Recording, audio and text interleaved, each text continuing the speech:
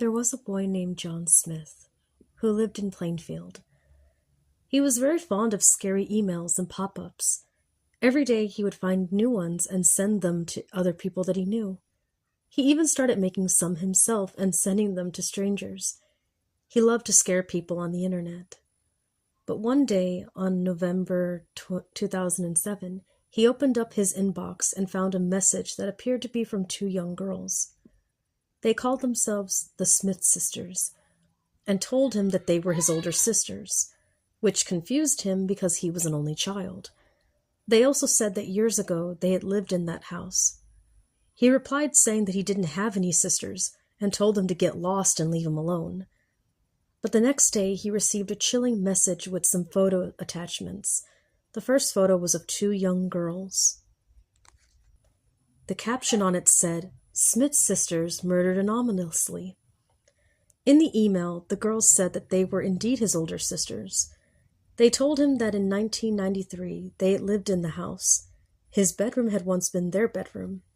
They told him all about growing up and about their lives and how happy they had been until one horrible night. He opened up the other attachment. It was a scan of an old newspaper article. In 1993, two sisters were brutally murdered in a small-town community in Plainfield, Wisconsin. Lisa Smith, 19, and her sister Sarah Smith, 15, were attacked in their parents' home on the night of November 17th, around 1:30 a.m. The Smith sisters were lying in bed when a crazed killer broke into the house. No one heard them scream. In the morning, their parents found the dead bodies of the Smith sisters hidden in the bedroom closet. They had been skinned alive. The killer was long gone and no trace of him could be found. They had been murdered anonymously.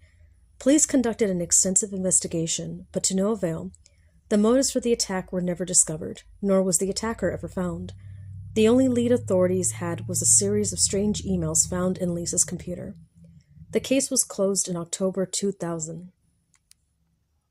In the rest of the email, the sisters said that they were very angry that the case was closed and people had forgotten about them. They were angry that their parents wanted to forget about them as well. They were angry that their parents decided to start over and had a new baby, a little boy named John. They were angry that their parents had never mentioned their daughters or their tragic murder to their new son John. John Smith sent an angry reply saying that he didn't believe that they were saying. He didn't believe the Smith sisters were really related to him, and he didn't believe the newspaper article was real. He told them to go to hell. 5 minutes later, he got another email from them, and it said, "If you don't believe us, look in the bedroom closet."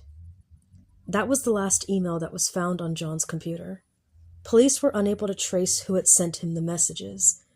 On the floor in the closet, the police found a faint message, carved in the wood.